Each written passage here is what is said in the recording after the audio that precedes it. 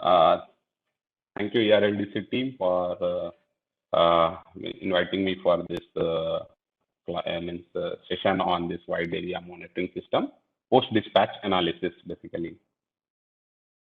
So what we have learned in the previous session is that the different forms of data that is available from this URTDSM, whatever you say URTDSM, we used to have pilot projects, we used to have one PMU, two PMU kind of thing scenario to UR2DSM scenario. So that's whole the WAN system, what data we are presently getting is that voltage and current phasor. We have the magnitude, we have the angle. The angle we can utilize only after we take a relative angle, basically. One, you have to take a reference. Otherwise, PMU itself is having a relative with reference to a common difference signal. So that's why directly you cannot use the angle. You have to utilize some reference of other PMU so that you can utilize it for analysis of the system and finding out what is the stress in the system. So other things that we get from right now with the PMU is that positive sequence component of voltage and current phasor, magnitude and angles. Other things you can calculate other sequence component at the PDC level, or you can compute at while offline applications utilizing that. So that is available. Only we have the positive sequence component of voltage and current. And the positive sequence component is very beneficial because based on the calculation of positive sequence component, its angle is being utilized for the calculation of frequency d phi by dt, and then for rate of change of frequency, we go for the second derivative of that angle. In that manner, the frequency and rate of change of frequency is being calculated as per the PDC. As per the IEEE standard, that's C37.118. Then we have some digital status also. That is like you can configure main 1, main 2 protection status. This will be a combined protection. You have to segregate it. That it will be like 1, 1, 1, 1, something like in that manner, whether it is open or whether it is closed.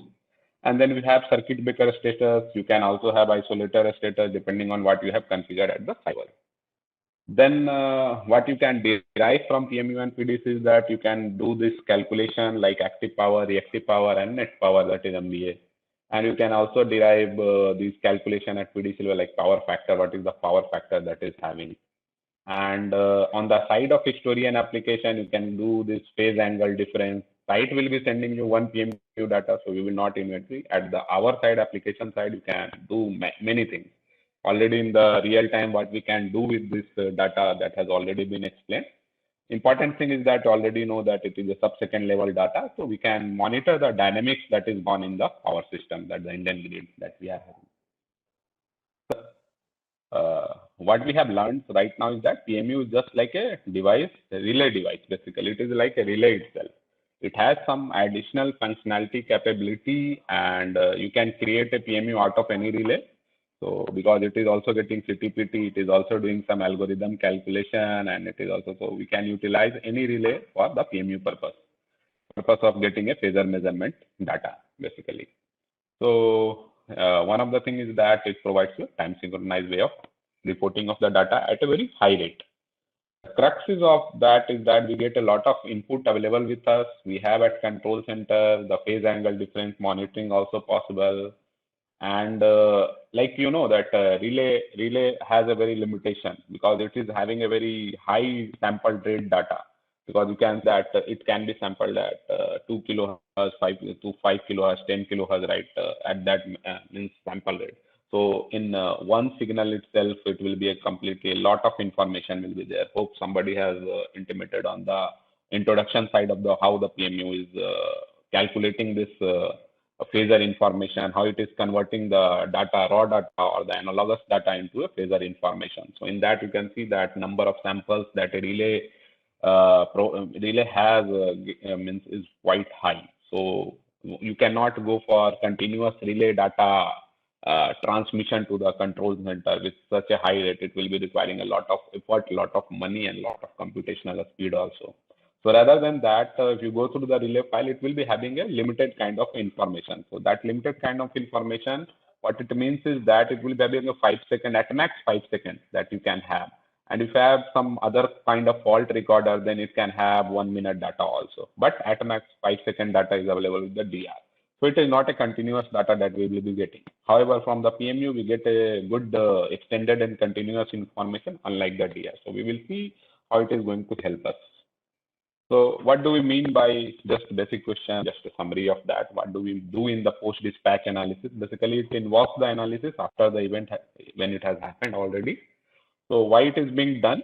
Basically, to provide feedback to reduce the chances of reoccurrence of such kind of phenomena, to improve the reliability of the grid, to take certain action, to find the root cause.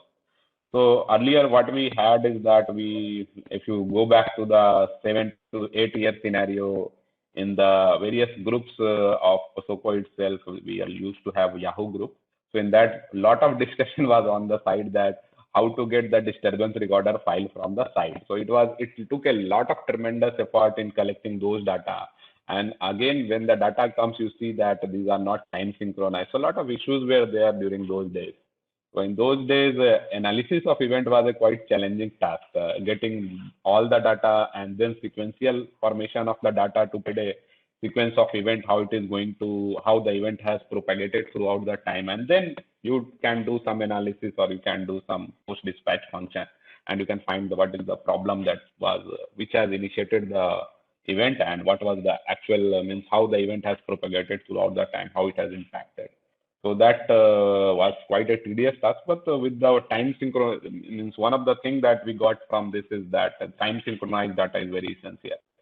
And this KMU data has helped us a lot because it provided dynamics of the system also in a time synchronized manner. So it can help a lot in accelerated analysis on the post dispatch part. So what a post dispatcher means, those who do the analysis, what they have is that they can have this disturbance recorder file from the relay. So these are having a very fast sampling data, and it is coming at a means it is the file that the size of the file is 1 to 10 seconds, something like that. And another thing is that it will be available only during the event, not for the continuous data. Means after the event has happened, everything, the triggering criteria, if it is not there, then you will not be getting what has happened with the rest of the dynamics of the system, or what is how it has means behaved during those times. Then what we have is that SCADA data is there, so it is a low sample data. So what we have is that it is updating at 4 to 15. So we can see a quasi steady state phenomena, how the system has behaved after the event and pre the event and after the event. So we can just see the how the megawatt changes are there, how the generation changes are there. All this we can see, but you cannot see in between the dynamics how it has changed basically. So that particular information will not be available through that. Then we have event logger and SOE. So that provides the digital status, how the breaker has operated, how the different isolator or breaker or any equipment has behaved, means equipment, whether they were in service or whether they have stripped. Those information will be there, but it does not provide you any other additional info. It provides a sequence basically, how the event has propagated, why this stripping has occurred, that will not be there. However, the fourth data that we have, those the tripping information can be extracted from the relay status from the disturbance recorder file. However, the continuous dynamics we can get from the synchrophasor data. So that's why these four data that we have, utilize this four kind of data. And apart from that, other data can be available, temperature, all these weather data, whether they have an impact or not. Other data we can take as per the requirement. Like we can get also the data from the generating plant itself. They have a dash is there, so they also provide some data to us. So event, it can range from different kind of event. You all know about the fault. You all know about what kind of stability issue can be there. Various several. Earlier we used to all analyze all these angular and voltage stability, all these phenomena where you used to apply. But with the increasing size of the grid and with the advent this introduction of synchrophasor system, we were able to see that there are multiple other phenomena also that are happening, and those included the oscillation, subsynchronous resonance, subsynchronous dot final interaction, fault-induced delayed voltage recovery, that we will see in this presentation itself. So our focus will be on the different kind of phenomena, different kind of event, or different kind of analysis that can be done. Okay. So one thing is that first we have to identify for any event analysis or for any post dispatch function. One in means for as a if it is a manual process, so you need to know the signature of the event. First you need to know, and then if you know the signature of the event from multiple events, then you can use that signature to automate the process to get you provide you the actual things that is happening, or this particular phenomena is related to this event. So that can be done. So our first event is like, let us say, means these are the list of events. So first is the generation or load loss event. So as an operator, when you see there is a sudden drop in frequency that we observe from the PMU, or where there is a sudden increase in frequency, we consider it as a generation loss and load loss respectively. So you can see that when this is the PMU data, so you can see how the graph is coming, the frequency is coming down, how there are oscillation persisting between the system, and how the frequency is behaving near the fault, where the fault has occurred. You can see that there are oscillation, intermediate coherency is there in the system. So all these pattern that you can analyze what is happening in between when the system is under the transition from this particular equilibrium point to this particular equilibrium point after the event has happened. Then we have how to utilize this information. So we know that there is a pattern must be existing. These are all this electrical related to the electrical phenomena. So what we know is that we know about the power number. So let us say this is the amount of generation. Let us say 1000 megawatt of generation has dipped. So how much is the drop in the frequency from this point to nadir point, basically the lowest point that you say. So up to that, the amount of frequency drop that we generally analyze, and we just divide it by them. So if any further phenomena occurs and we know this particular two frequency difference, then we can say that approximately this amount of generation has been lost. So where it is useful basically while means checking what is the strength of the grid, how the what is the inertia, that means how the grid is able to reduce such kind of changes, whether the drop is fast or whether the drop that is happening, it is slow. So those kind of changes that we can analyze and see how the grid is behaving during different kind of trippings of the generation and load. So in generally, we calculate this loss or gain in the megawatt, or means basically that is the load loss or the generation loss in the megawatt, and what is the change in frequency that we observe from the PMU. This provides us a power number basically. So if you know the power number, roughly right now it is like 9,000 to 10,000 megawatt. So you can see that from 2013 to you can say 2020. So you can see how with the change in the grid side, number of synchronous generator has increased, and all this has you can see the pattern has evolved that our grid power number has suddenly increased to 9,000 to 10,000 megawatts. So let us say if you see a sudden drop in frequency in the region, and you see that there is no tripping in my region, or there is no generation loss in my region, even if you see, you can analyze in control room that how much generation loss was there in the other region also. So let us say there was a 0.2 hertz, so you just multiply with this 9,000 to 10,000, either value you can take. So you can get a rough approximation that this much amount of generation has been lost in the grid. And you can see that this pattern has evolved with the power number, that with the increasing size, we have a very good amount of increase in the power number. Earlier, it used to be like 6,000 to 7,000, something like that. Then we have in this period, like into 2013, basically, this was further down in prior to 2013. But however, December 2000, because after December 2013, first December, we had a very synchronous system. Complete all India was synchronized. So the power number has certainly increased after that. So that is there. Earlier it was around 6,000 to 5,000, something like that, and prior to that. So now we have this value. Second is that you can do this inertia estimation using the measured frequency disturbance. It is a rough approximation that at least provide you a good detail about how the system inertia is there. So what is the inertia? It is the combined inertia from the generator and load. It will not be only the generator, it will be combined inertia, because we are going to calculate from the disturbances, frequency disturbances that has already happened in the system.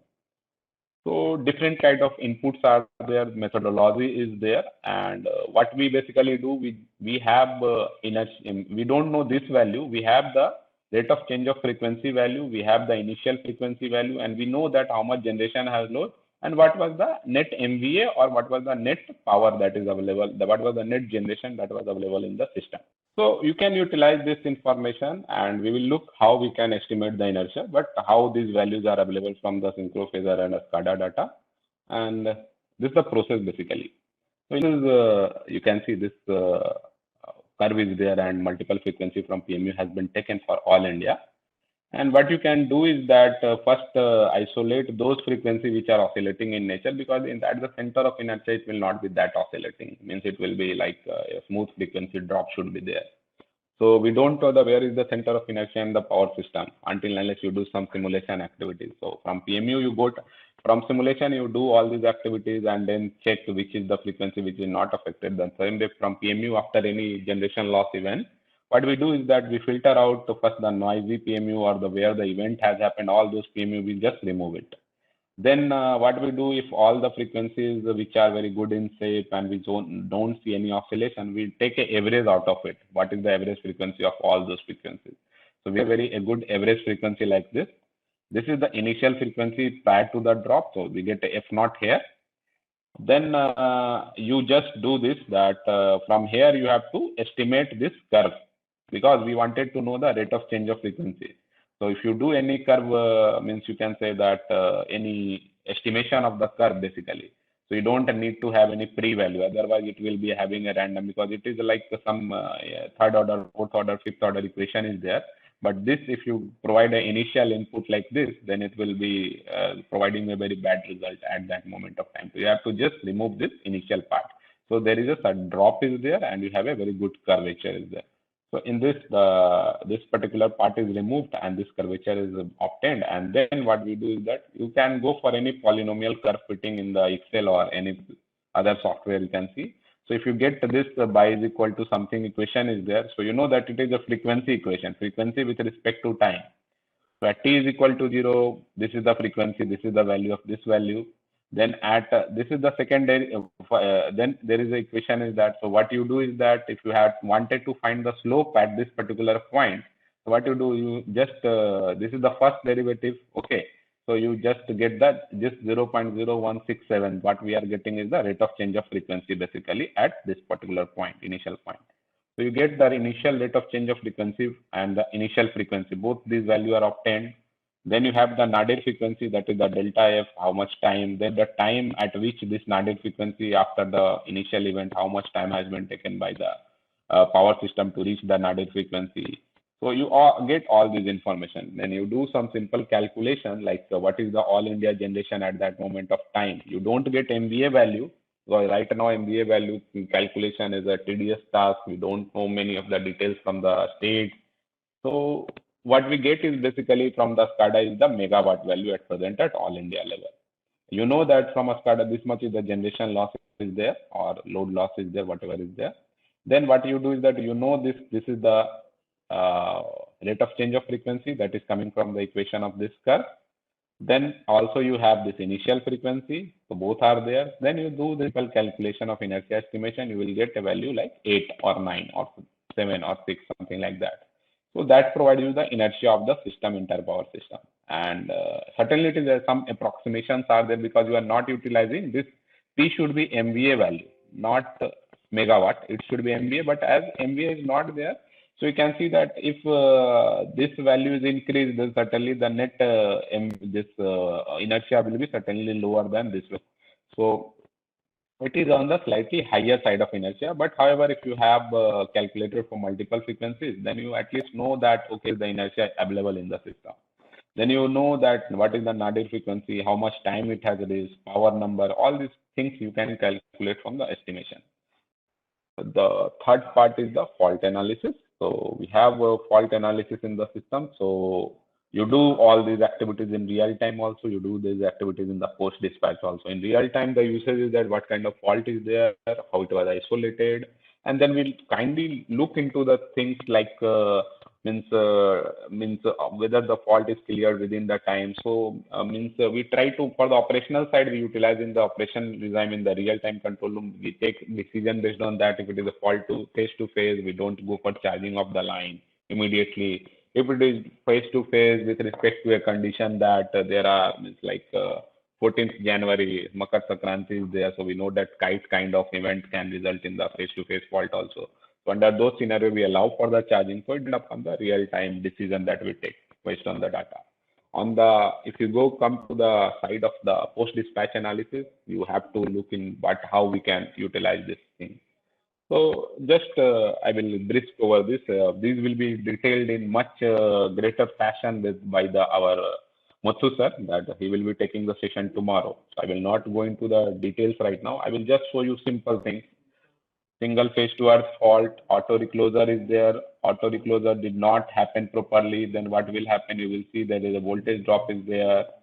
Right now we have PMUs at the line CVT itself. So you will be seeing this voltage will be down 0. Then after some duration of time, it will be going up. The fault persists, it will go to a certain value and then again coming down. So something like that we will be observing in real time.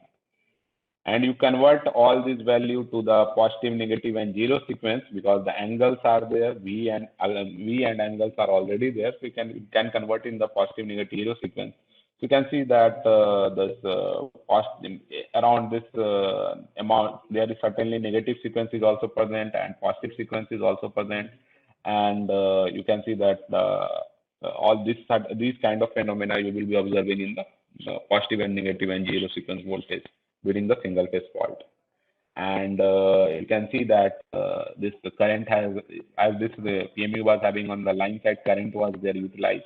So for this particular line, so you can see that this fault current is observed, and then auto recloser with the 1 second auto recloser time, the single phase tripping has happened on the line, and this current has in the B phase has become 0, and then it is going again up, and again it is coming down. That auto recloser attempt was there, that's why this fault has come. However, the fault was persisting, so that's why the three-phase tripping was issued. So you can see that how the current behavior is there. So means during the single phase fault, you will see that the current I0, I plus, I all will be equal, and it will be I by 3. So you can see that prior to the fault, this was 0. This positive and negative sequence, 0 and the negative sequence current were not available. Only positive sequence was available because there was no imbalance in the system right now, ideally speaking. And then as soon as the event happened, single phase fault, you can see that all the three phase current has become equal. So that's also validates whatever you have seen, whatever you are studied in your power system courses also. So from the practical, that also you can see the same kind of scenario. Same goes with the face-to-face fault. If there is a face-to-face fault, you will be certainly seeing no zero sequence. You will be seeing only the negative and positive sequence current. So you can see that this red is the negative sequence voltage, and this is the positive sequence voltage. So you have these kind of changes in the system. You don't see any zero sequence. So that's identify that whether it is face-to-face fault or face-to-face to ground fault. Then it is again on the side of the current, if you see, then you have some calculation like IR is equal to 0, then this I0, this I positive and I negative should be equal to each other. So you can see that this negative zero sequence is 0, while the I positive and I negative has become equal. So you can see this verifies all this fault calculation, also type of fault also. So this slide is there from the Muthu sir shared yesterday itself. So you can see multiple kind of fault you can analyze. So these are all post dispatch analysis, different auto recloser timing. So you get feedback to the transmission owner that your relays are having at the different ends, the relays are having different auto recloser timing. So 2 means it is not performing the simultaneous auto recloser. So that's why if there is certain kind of thing, there will be a delayed fault clearance on the overall line.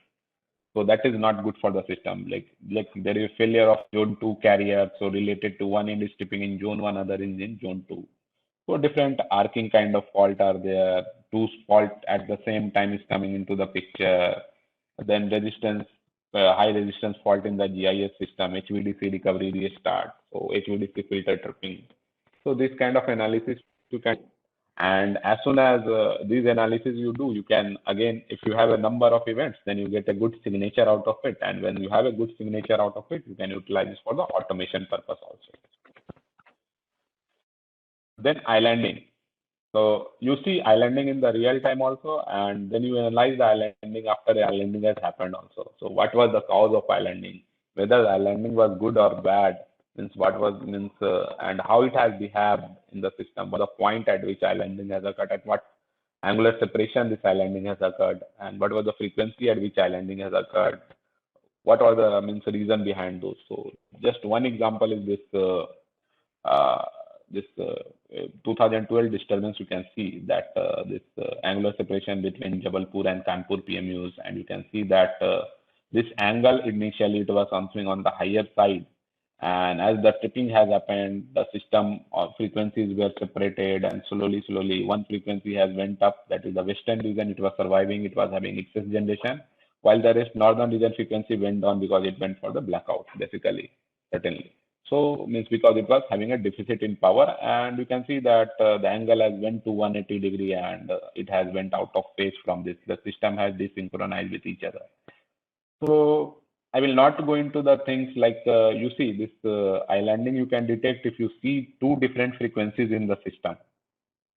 However, let us say that the two areas are connected by a tie line, and there is a net zero flow is there. Okay, and at that time this line trips, then certainly you will not be able to observe a islanding for a longer duration of time until unless you do a state estimation then that this breaker is out of service. Then only two those can be done by the from the EMS side, not from the PMU directly. If the frequency is if load generation balance is perfect in both the islands, then and at that time you trip, then what will happen is that both the frequencies are having the same 50 hertz and they are running at same frequencies. So what will happen is that for them the reference will be the same, so you will not be seeing any change in the frequency, so you will not be observing any angular separation change, large angular separation change, all those kind of scenarios. So these are basically, you can see that synchroscope also. If you see that if your frequency of grid and if frequency of any generator which is being synchronized, if they are at the same frequency, only thing is the standing phase angle difference that is going to be observed. Okay, so you will not be seeing any kind of changes. So means it is not rotating like the unwrapping is there. So something like that. So that is one thing that you have to keep in mind, that during the islanding, when the islanding takes place, then during the islanding, if event is there, then rate of change of frequency will be high, or there is a lot of generation load mismatch is there. So one frequency going up, one frequency going down. At that moment of time, frequency variation will be quite severe. You can see the 50 to 50, 50.05 to 51 or something, 51.5. So that time high ROCOF will be observed. Angular unwrapping, this kind of scenario will be there because the reference of both the system has changed right now, because one is running at this 50 this frequency, another is running at this frequency. So that's why this unwrapping will not occur, and tie line power flow will also become zero because it has stripped. So in that manner. So let us just look at as an example when we see islanding in a system. This is the one of the portion in the eastern part, and we have multiple generators connected to it, and these were connected through two tie lines. And if these two tie lines strip, these were under outage, and these two tie lines stripped, then this complete generation pocket will become island. So what has happened, on one occasion, simultaneous stripping of these two lines were there, I hope, or either only one line was available. So certainly the line got out and the system got islanded. So you can see that uh, let us say first we look at the voltage. So voltage, you can see initially the voltage is the grid.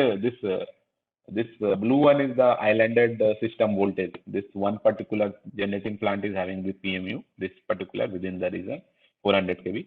So this voltage was compared with this voltage. Basically, this is the part of the grid, and these two lines were getting connected from this station to this and this station to this. So you can see the islanding. After islanding, the voltage has means abrupt behaved as per the dynamics of the generators in this particular pocket. Okay. So they observed the islanding, then their frequency went up. You can see that frequency went up to 55 Hz. And what happens after 55? Why there is a flat frequency? Because in our present PMU, we can only measure up to 55 Hz, and after that, it will cut off this kind of thing. Data it will be means you can say that it will be taking it as a correct data, and same is the way from 50, 40. If the frequency goes to 45 Hz, also again the same thing will see that this data will be not treated as a good data, good quality data, as per the just means limits that we have regionality limits that we have provided in the PMU. So the frequency, as this was a generation reach island, only load was 60 or 70 megawatt, and the generation was around one. You can say approximately around 2000 megawatt, let us say. So 2000 megawatt island with having only 60 megawatt load, certainly the frequency is going to shoot up to beyond 55, something like that. So after that, as soon as the generator started tripping, the frequency went come down in the island. Okay. So this kind of phenomena happens, and then you can see the angular separation. So initially, angular separation was this, one line trips, angular separation was this, and this islanding has happened. Islanding happened after the until the system was synchronized. This islanding persisted actually. So this the angular separation and all these details will be observed in the power system when the such kind of event has happened, islanding kind of event. After islanding has happened, then another aspect is the synchronization analysis. If you do some synchronization with the grid, two islands are being synchronized, whether they are correctly synchronized or their issues are observed, then you analyze the things. Otherwise, if the synchronization is good, then you don't have to do that much of analysis until unless there is something bad has happened in the system or some unexpected phenomena has happened as per your synchronization. Whatever you have put the parameter for synchronization, until unless those there is a large deviation that you observe, nothing more is to be on the analysis side. Only you do analysis that at what frequency it has been done and what was the time, means how is the oscillation occurring, how much time it has taken to analyze those frequencies. So all those kind of things you will be analyzing. While on the other side, if you see a bad synchronization or rough synchronization, then certainly you are very means it is very relevant to the operator what has happened basically, because any rough synchronization, it can go for tipping of the complete system itself. It can create a large kind of system disturbances. Then another aspect is that one side I have told you about this. Many times what has happened is that the state grid has developed on its own structure, so have their own convention of R by B, and your ISTS system is at its own convention of R by B. So sometimes what will happen is that your R by B will not match with the R by B of the other this distribution system or the substation means a state system. So one issue that is being faced in the northeastern region that I have came to know that they are already facing this issue. Another was BBMB issue was there. This is the specific one substation is there in the eastern part, so where we have faced this issue. So luckily, we from the PMU we could escape this particular tragedy. We were quite on this particular thing that we were knowing the site condition that there is an issue in the phase sequence problem is there. So that's why we were aware on this. If we are not aware of those particular aspects, then certainly we were ready for some kind of disturbances. Okay. So what happened is that you can see that there is a substation. We have to close this breaker. There is an issue of phase sequence swapping at this particular substation. Okay, there the phase sequence issue is there. So the R by B, if they are connecting to this particular portion of the grid, their R by B is changed. So what happened is there, you can see that when you charge this substation from this, let us say here your R is like this, your Y is like this, and your B is like this. Okay. If it is a radial kind of system, okay, let us say it is radial. You don't have to worry. This feeding is like this. Sorry for the interruption. Yeah. Okay. So your R by R by B is this. Let's say other end operator R by is like by B R. Okay. This is the case that has happened here. So your R by B can be by BR, or what can happen, another aspect is that you are putting it as R, Y and B. What will happen is that other end substation is taking this R from your ISTS is like a B for their system.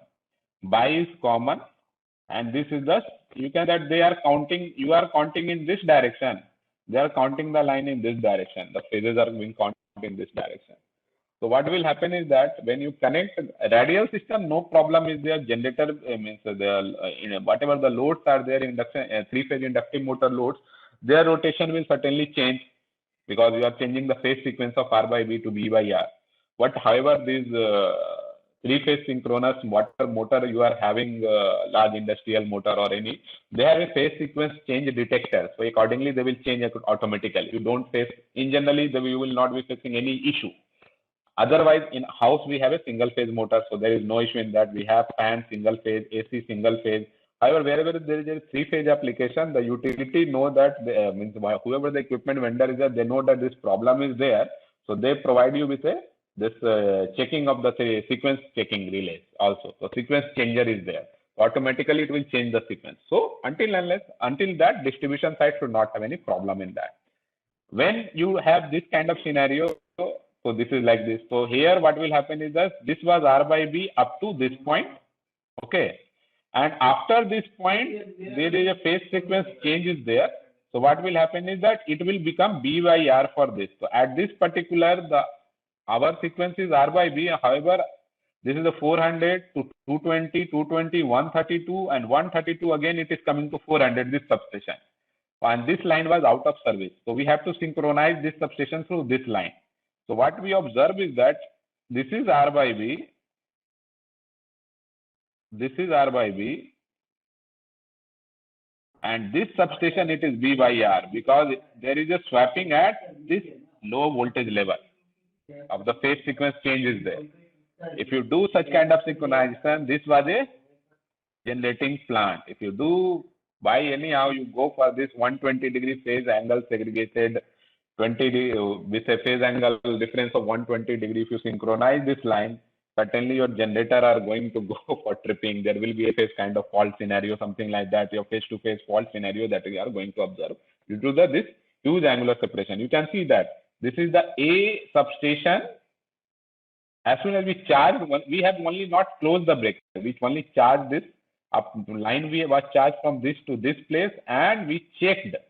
As operator, we checked what is the phase sequence. Substation operator was also instructed that there is a phase sequence error is there.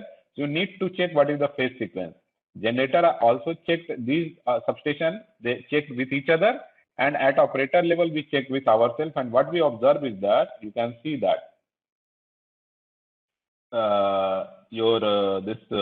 you can see that here R is here, and your R is here at this.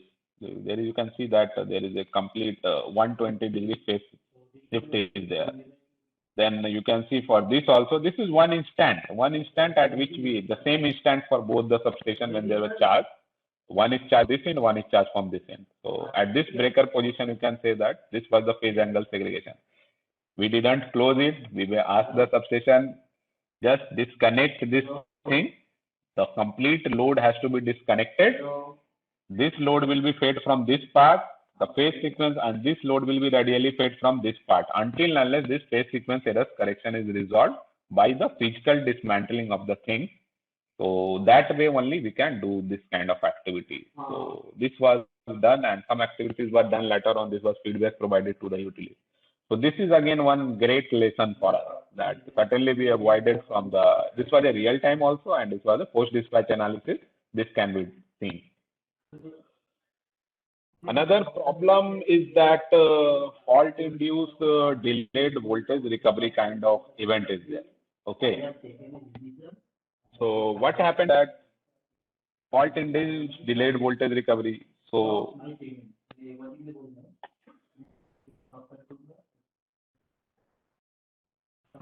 okay. So we will look into directly through the example. Only thing that you need to not on the side of this. Only thing you need read this last line. We have many of induction motor. We all know the property of induction motor. When you start your induction motor, your initial current will be quite high. Initial torque is quite high. Later on torque is quite low. And if there is a voltage drop is there, then these induction motor can stall or stop. They will not, if there is no sufficient voltage zone, there is no sufficient running torque is there, then they are going for stalling. So this is the only thing that you need to know right now. We will see through example what can happen in the grid. So we know that there are multiple kind of different induction motor are there. Their power requirement depend on the voltage and frequency. We know the equation. And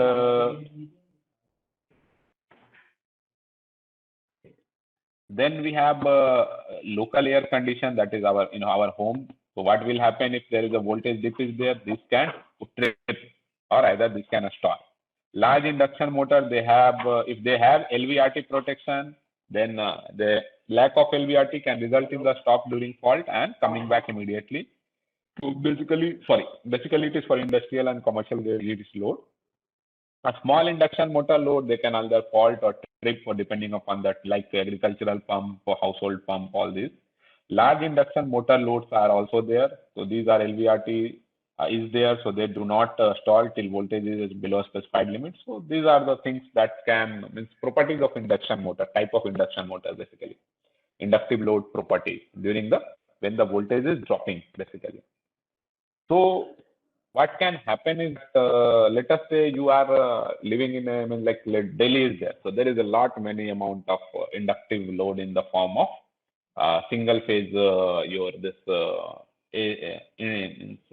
single phase AC air conditioning load is there. So because if you have a summer peak season is there, so lot many ACs will be right now on during the daytime. And let us say you have the same kind of scenario in the winter, it will not be that much of AC load will be there. While in the summer, the AC load will be quite high, the inducting, and near to Delhi, lot many industries are also there. You can see that not many means the area is quite concentrated, having a high humongous amount of load is there, industrial load. So the same is case with the Bombay also. So there also you can see this. So what can happen if let us say if you have a very severe phase-to-phase or three-phase fault at near to the load center, then what can happen is that all those induction motor will observe this kind of voltage dip, and they can go, if you are not adequate protection, either they will trip. So if they trip, that is very good. If they don't trip, that is the problem. If they don't trip, what will happen is that they will stall. And when they stall, and as soon as the voltage start recovering, they will also start coming to the picture. So as soon as what will happen is that the amount of load with the drop in the voltage, their power, the power that they were consuming from the system will very low at that moment of time with the low voltage.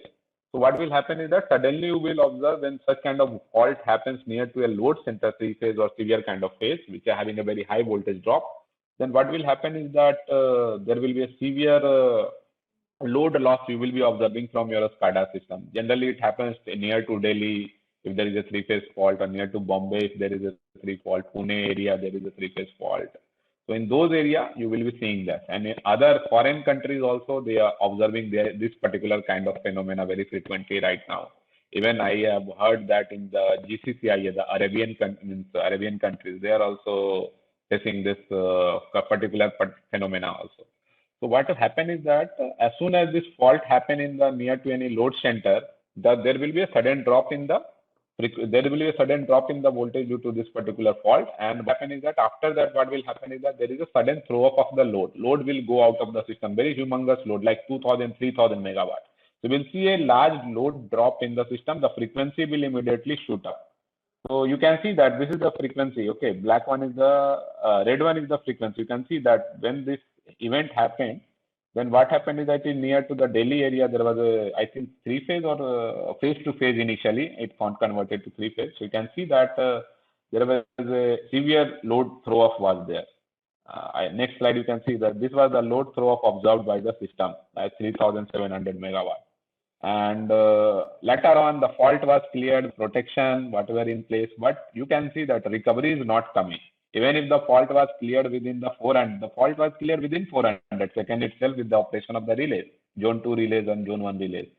Then also this fault was recovering, not the peak voltage was not recovering at this substation. What was happening is that as soon as the voltage, this particular point was reached after the fault recovery, all the induction motor which has went out stalled, basically not tripped, stalled. What will happen? They will start coming into service. And when they come into service, they will draw a large amount of reactive power from the system. Huge amount of current will be drawn. So that point, if you when the fault is happening, that time reactive power requirement is there by the fault itself. And when there is no fault and the induction motor is drawing that a particular area, the huge, you can say the 3700 megawatt amount of induction motor was drawing a reactive power only, not active power. So that time the reactive power amount will be so high that the voltage will keep on on the lower side longer duration of time. You can see that even after fault clearance, the voltage was on the lower side. Okay. So what will happen? Voltage is still on the lower side. This amount of time was taken. You can see that to reach the voltage after the voltage has exceeded the initial value after 6.28 seconds. So the fault, you can say that it persisted for 6.28 seconds itself rather than 400 milliseconds as per the protection system operation due to the induction motor stalling only. And And after that, what will happen is that what will happen if your let us say your local substation is there and you have capacitor bank installed which can auto trip itself. Okay. So when the induction motor was drawing a lot of amount of reactive power, you can say that, okay, if the voltage is dropped lower than this particular amount of voltage, let us say 4 seconds, then there should be an automatic tripping of the capacitor bank at the lower. Many of the industrial cities like all these, they have this kind of capacitor bank which can switch on and switch off automatically. So what will happen at that moment of time, they see the settings and they see the voltage is low, they trip. And as you know that the induction motor will come and they start running, the reactive power requirement goes down. So what will happen? There will be a problem with the on the side. As the voltage was lower on the lower side, those all capacitor bank will switch on to provide the voltage support. And as you know that the voltage has after this stalling of induction motor and all induction motor are coming into the service into the picture, then this voltage will keep on increasing because the amount of reactive power right now present in the system with the this starting of all this capacitor bank, automatic switch on capacitor bank, the voltage will then go on the higher side. So voltage has went beyond the initial value itself. So this is what we call as a fault induced. The fault was cleared at this time 400, but still the voltage drop was persisting for a very large duration of time. So this is what we call as a fault induced delayed voltage recovery phenomena. This generally happen near to a load center itself having a high amount of inductive motor load. And thing is that the frequency goes down sharply and it also comes down sharply also because within the 6 minutes all the load got restored. So this is the phenomena that we talked about. So that was on the other side, some aspect on the real time, some more aspect on the offline. We will go in a very fast in the quick manner basically. So one thing is that you can go for primary frequency response checking. If you have, let us say this is the power plant, okay, and you have the PMU at all the outgoing lines, okay. So when you have PMU at all the outgoing lines, just check. When you have the PMUs outgoing lines, all the outgoing lines, you can summate the PMUs on the outgoing lines to get a net actual power what is coming from this net electrical power that is coming from this generating plant. So as it is a subsequent phenomena data, you can see that let us say this was the plant, we have PMU. There also we have all the outgoing line PMUs. So multiple plants were there where we have the PMU on the outgoing line. So we try to see, okay, SCADA data, getting the governor response is difficult, but PMU, it should be very easy for me to verify all this kind of thing. So when we see, we were surprised to see different kind of, you can see that different kind of properties that we see with that is coming from the governor, bad tuning, poor tuning, bad logic, poor logic, good logic, everything was there. So let us see, this was you can see, this is the frequency drop. And this is the response of the governor. This generating plant, somewhere it is B is there. So it is having 2 units of 500 we see. You can see, okay, very good response is there. As soon as the frequency starts falling, you can see there is an increase in generation. It is sustaining for a duration of time. So this is a very good performance. So this kind of information, accurate dynamic of the governor response you can see. UC is another one. This is a power plant A. So how it is responding? As soon as there was a frequency drop, it has oscillated. Generation is oscillating. And it is again coming back within 5 to 10 seconds. It is coming back to its original picture. So it is not providing response. It is just providing a jerk to its unit. And after certain interval of time, it has the generation is started increasing gradually. So it is one thing is that this jerk is there due to incorrect logic, time delays, everything. And there is a delayed response. Third is this one. This is the thing that is very poor. This is the same. This is the poor response part, and this is the delayed response part. So another generation plant is there. So you can verify this primary frequency response and ask the generator to take action because they cannot deny this data at least. Then you can do the PSS tuning. You can go for PSS on and PSS off testing of the lines. So what is the PSS? Basically, power system stabilizer. So it is basically that whenever it sees a oscillation in the system, it changes this voltage in such a manner that the this whatever the power is there, it is going to whatever the power the unit is providing, the generating plant is providing the input power system, that will be in the phase of position of the actual, you can say the actual oscillation. So let us say this is the voltage, okay. Just not a good drawing sheet here. So let us say this is the voltage is the power actual, the active power means the power is like this. This oscillation is coming into the system. So how you wanted to change the excitation of your power system, means excitation of your unit with this respect to oscillation. If you do like this, for excitation during this oscillation, this is P and this is V. If you do like this kind of changes in your oscillation excitation system output, what you will be observing, this is voltage. It will be having the, as per the mechanical input, the current will be coming into the picture. Current will be this, and this excitation force is there. So the net output of the power, when whatever it was going like this, it will certainly drop to a lower value. So initially, if your power output was like this, due to the phase of position of the that we allow in the with the help of the this PSS, power system stabilizer, which is a part of control, and that is a part and the feedback that is being provided by the excitation system.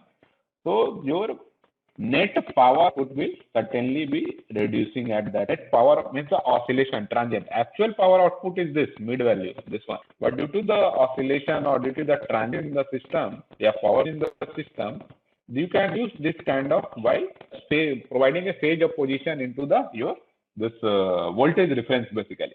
So that it is being provided by the PSS. PSS generally do not act during the normal kind of oscillations or during normal kind of situation like transient, then when there is a fault. It only operates when it sees a kind of oscillation or power swing into the system. So only that time it is providing a phase. Otherwise, it is very silent. You cannot see any PSS response into the system. So that's why it is very important in the fast excitation system. You have heard that any fast excitation system provides a negative damping to the system, and it provides a very good synchronizing torque to the system. So it avoids that negative sequence part, negative damping part, we provide an additional input as a PSS.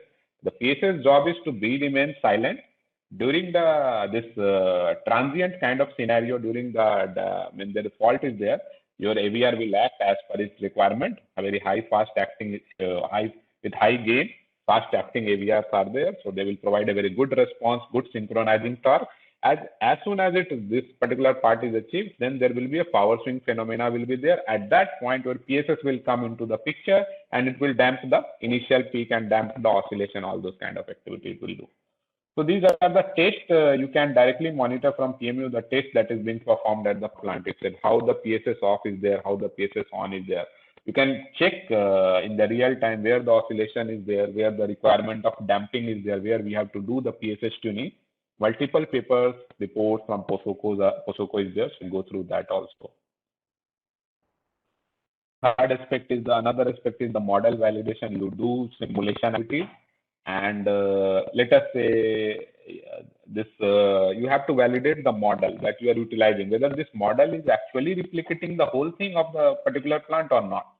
So what you do, if you have a PMU at the output of the generator, so what you do is that you have P, you have Q, you have V, and you have F. All these are calculated. These are very fast, means good data is there.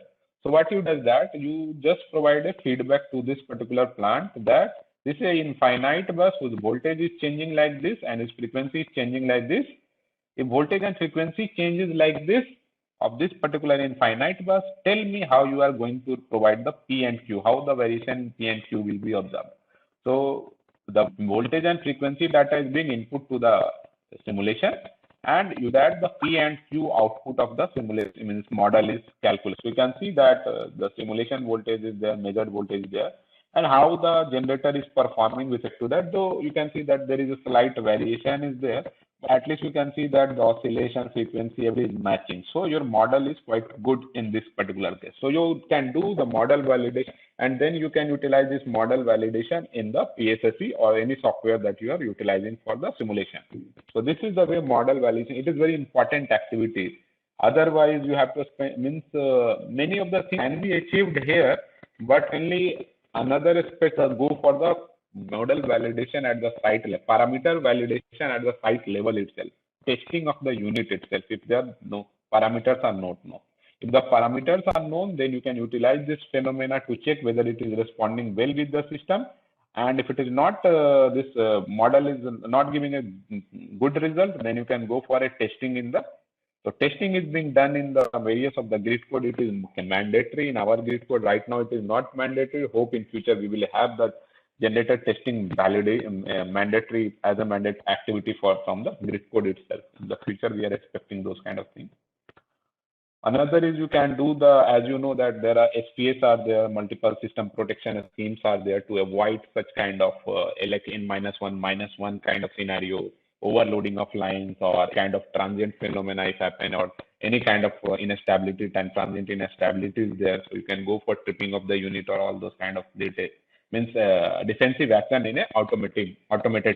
So multiple SPS are implemented in the Indian power system. So you can analyze those SPS performance utilizing the PMU data. Let us say this PMU is that means the SPS is that it is providing an input power of 2 circuits, and it is comparing that if this particular value is above this, if the summation of the power on these 2 lines is more than this for a certain duration of time, then you go for a action.